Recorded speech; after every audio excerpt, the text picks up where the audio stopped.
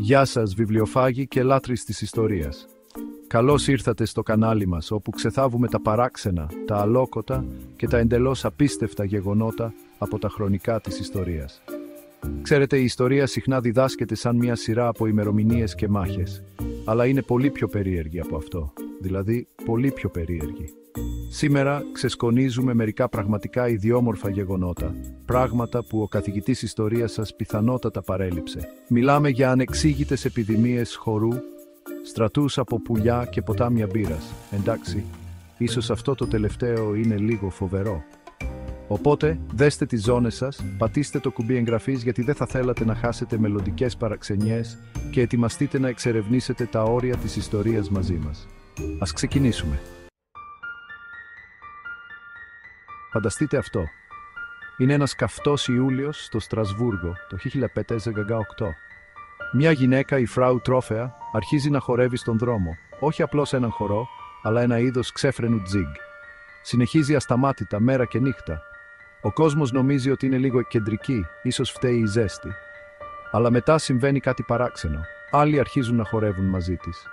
Μέσα σε μια εβδομάδα υπάρχουν 34 χορευτές. Μέσα σε ένα μήνα, πάνω από 400 άτομα παρασύρονται σε αυτή την ασταμάτητη μανία χορού. Δεν τρώνε, δεν κοιμούνται, απλώς χορεύουν, μερικοί μέχρι θανάτου. Τι προκάλεσε αυτή τη μαζική μανία χορού? Οι θεωρίες ποικίλουν, από θρησκευτική έξαρση μέχρι δηλητηρίαση από ερησίβη, ένας μύκητας που μπορεί να προκαλέσει παραισθήσεις, αλλά η πραγματική αιτία παραμένει μυστήριο. Προχωράμε μερικούς αιώνες μπροστά και ας μιλήσουμε για ένα διαφορετικό είδος σύγκρουσης. Ο Μεγάλος Πόλεμος των Εμού του 1932. Ναι, καλά ακούσατε. Ένας πόλεμος ενάντια σε εμού.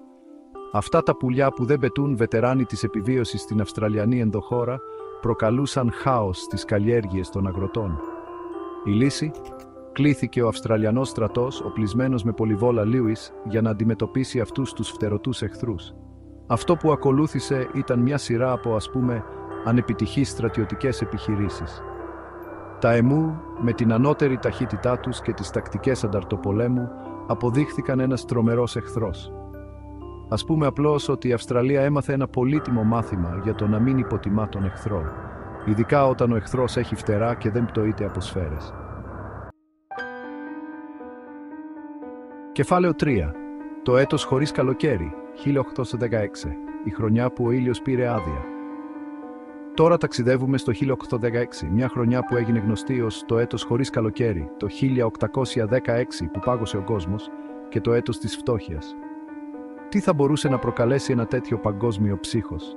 Μια τεράστια ηφαιστειακή έκρηξη το προηγούμενο έτος. Αυτό φταίει. Το όρος Ταμπόρα στην Ινδονησία εξεράγει το 1815, εκτοξεύοντας ένα τεράστιο σύννεφο τέφρας και διοξιδίου του θείου στη στρατόσφαιρα. Αυτή η ηφαιστειακή ομίχλη κύκλωσε την υδρόγειο, μπλοκάροντας το φως του ήλιου και προκαλώντας πτώση των παγκόσμιων θερμοκρασιών. Το αποτέλεσμα? Εκτεταμένες καταστροφές στις καλλιέργειες, έλλειψη τροφίμων, ακόμη και μερικά εντυπωσιακά ηλιοβασιλέματα.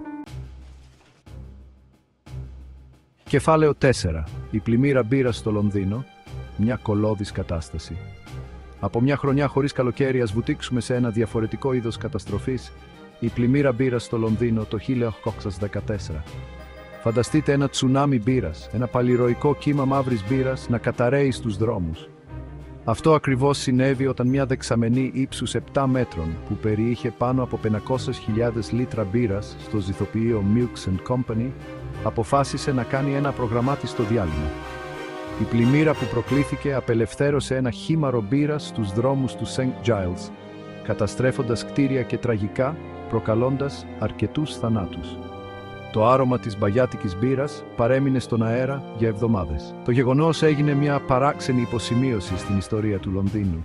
Μια υπενθύμηση ότι ακόμη και τα πιο νόστιμα ποτά μπορούν να έχουν απρόσμενες συνέπειες. Κεφάλαιο 5. Η επιδημία γέλιου στην Τανγκανίκα, όταν το γέλιο δεν είναι το καλύτερο φάρμακο. Ας ολοκληρώσουμε το ταξίδι μας στην παράξενη ιστορία με μια περίπτωση μεταδοτικού γέλιου. Το 1962 ένα οικοτροφείο στην Τανγκανίκα, σημερινή Τανζανία, βίωσε μια επιδημία ανεξέλεκτου γέλιου.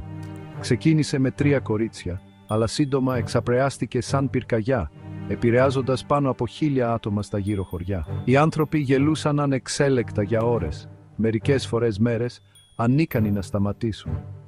Ήταν, για να μην πούμε τίποτα άλλο, ενοχλητικό. Τα σχολεία αναγκάστηκαν να κλείσουν, και ενώ μπορεί να ακούγεται σαν ένα βαρέλι γέλιου, κακόγουστο λογοπαίγνιο, αυτή η παράξενη επιδημία υπογραμμίζει πως ακόμη και φαινομενικά θετικά συναισθήματα μπορούν να γίνουν σοβαρό πρόβλημα όταν ξεφεύγουν από τον έλεγχο.